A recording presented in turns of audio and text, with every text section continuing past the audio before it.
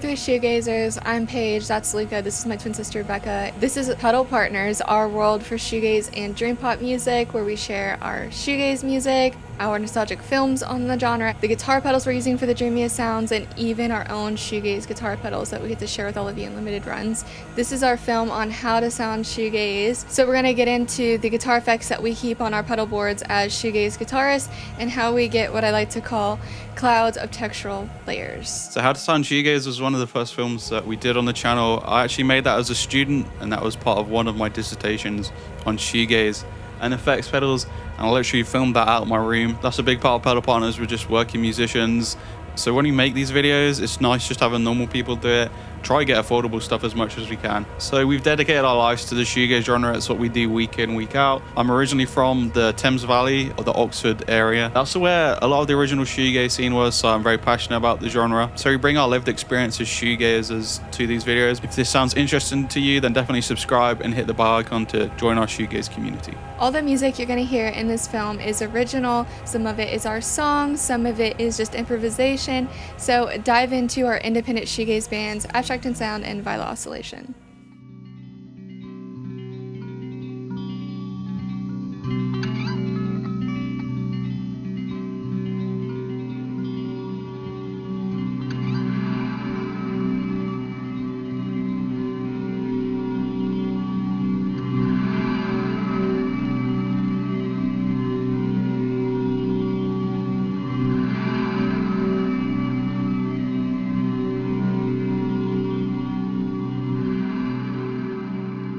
So first we have to start with reverb. This is a guitar effect that has been used in shoegaze since the early scene with bands like My Bloody Valentine and Slowdive, and is my favorite guitar effect type and an essential on my shoegaze pedal board for how I get a shoegaze guitar sound. Reverb is a spatial effect that creates real or imagined spaces, such as caves and cathedrals, to create really washed out guitar sounds. Reverb is a guitar effect that I found enhances any other effect type that I put with it, so my reverbs are almost always on. There is a really niche type of reverb that is uniquely used in shoegaze guitar, and that is reverse reverb. Reverse reverb is an effect that's closely associated with My Bloody Valentine, and particularly their album Loveless, but in fact there's a more prominent effect on the album, that is distortion. The key to the MBV sound is different types of distortion and fuzz, even more so than reverse reverb. So check out the secrets to My Bloody Valentine's distortion sound in the video we made earlier. But I always struggled to find a decent reverse reverb pedal, so it got to the point where I literally had to make my own. So we have a DREAMGAZER, and we also have our MESMERISER stereo reverb now. Most reverb pedals use like FV1 chips. There's just so many pedals with FV1 chips, it's like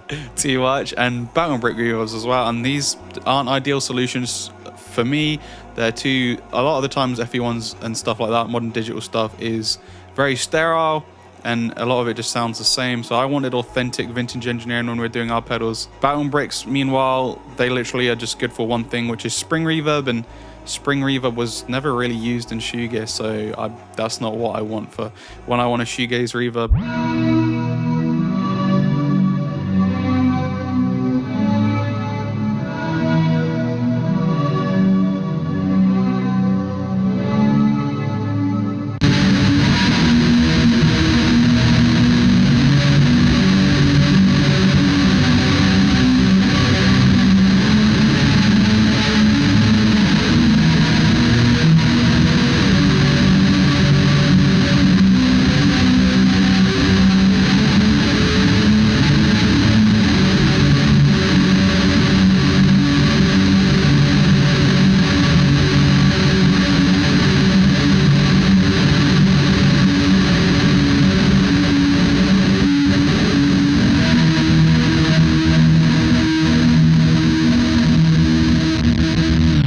A reverb type that I really like using for ethereal walls of ocean sound is blossom reverb.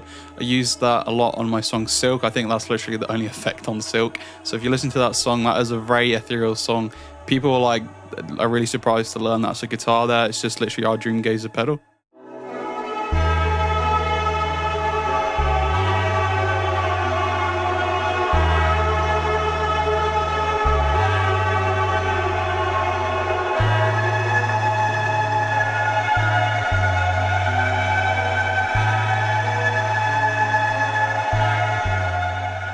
And then on my new song Angel's Kiss, I use a lot of our MESMERISER reverb. That was a great reverb to have on that one.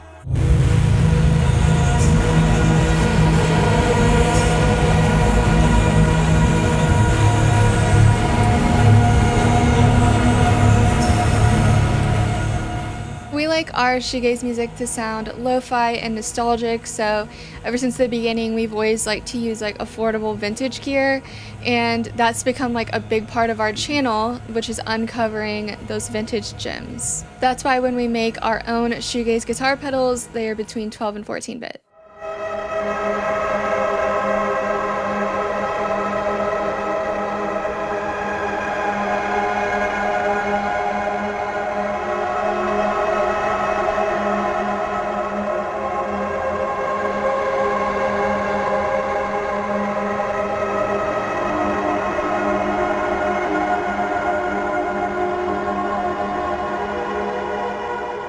Now for a shoegaze secret of mine, or two shoegaze secrets of mine, gated reverbs and non-linear reverbs.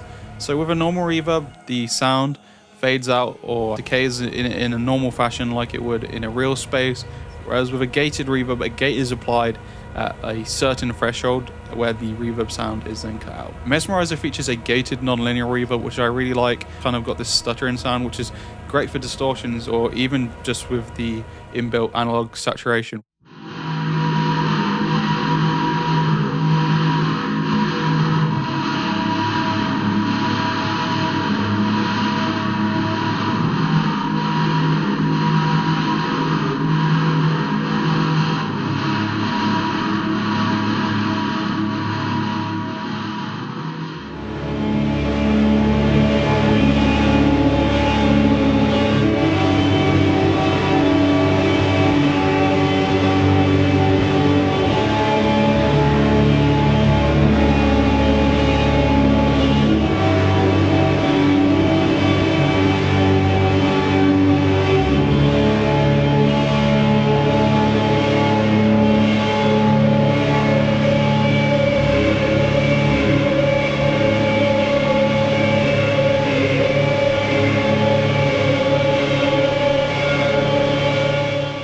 Beyond reverse reverb, there's multiple different reverb types that we like to have on our pedal boards. So we like long reverbs, long sustaining reverbs, modulated reverbs, gated reverbs, and more and more and more. And that's why if you dive into our pedals, you'll see that we have those kind of reverbs in there. I really like using modulated reverbs and modulated delays in my music.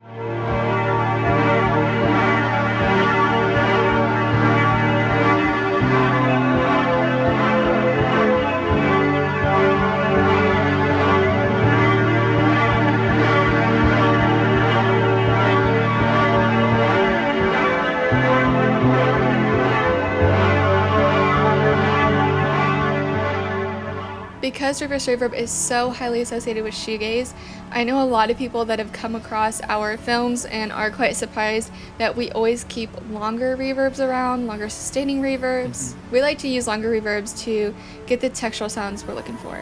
We made the longest reverb time, did past 21 minutes and 50 seconds. That's an insane amount of reverb time. I'm not going to insert that clip into this video. Go watch the other video because that will just make this video super long. I'll tease you with like a 30-second clip.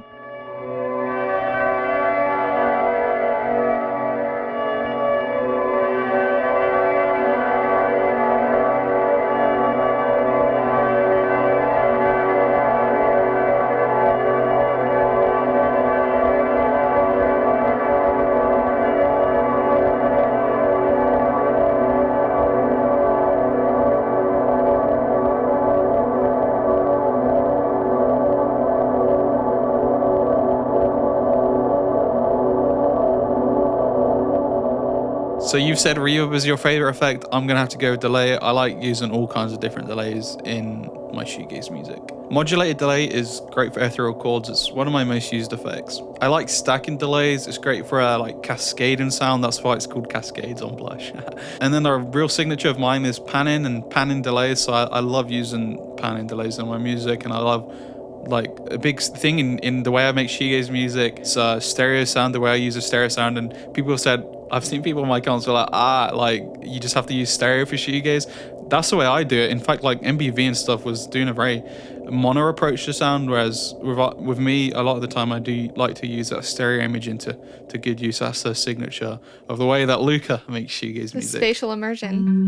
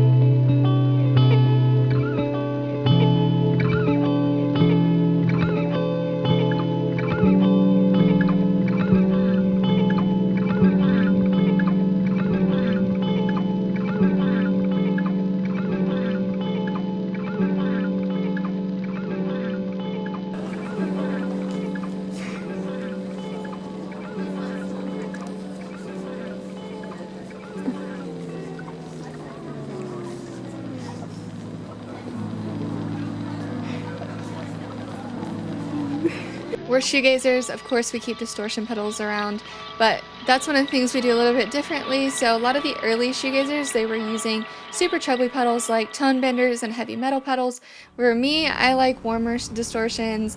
I like to make what I call warm waves of distortion in my songs like Mesmerized. You really don't like the tone bender. No. We're known for using the Boss BD2, the BD2 sound. That's a more warmer sound. Yeah, that's really a signature of ours. That it's crazy how we've influenced the shoegaze genre over the years.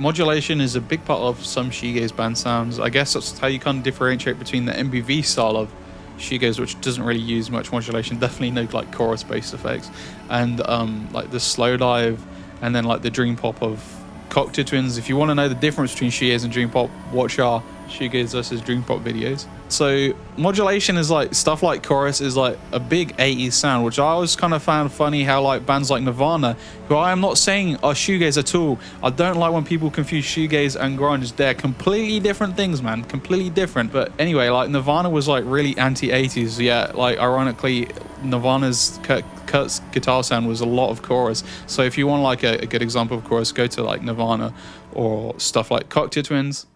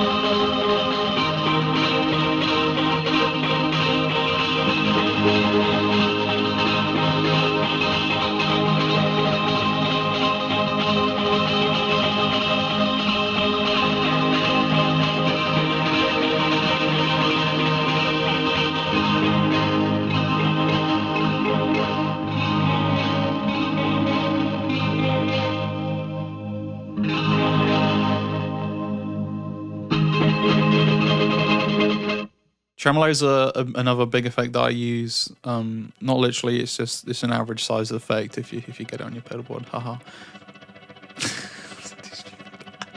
I like using tremolo and pan. We went over how the PN2 was the pedal on most shoegazers pedal boards. We got a whole video on that, which I like put a card to now. And you know, that's a big part of my sound. Like I said earlier, is panning, and then I like using tremolo is a really cool effect. I place it in all kinds of different places.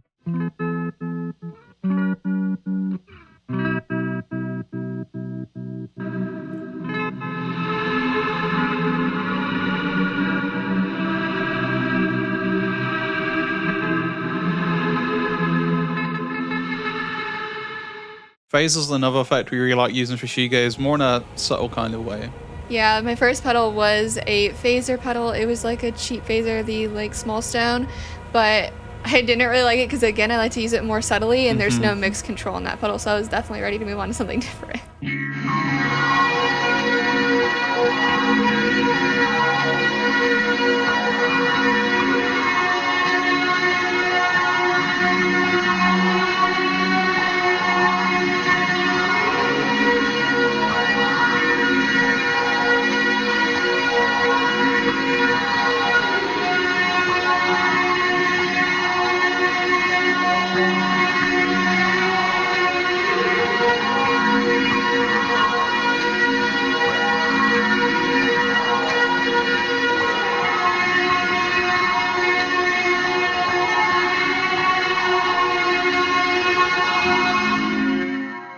Flanger is another effect that's really good for shoegaze. It's used all over slowdive souvlaki. Like in the production stage, really, they just put it on everything, and it's like a very misaligned effect. But when used subtly, again, just like we mentioned with phaser, it's a great effect to have just to enhance your sound. We like using modulations as like texture enhancers.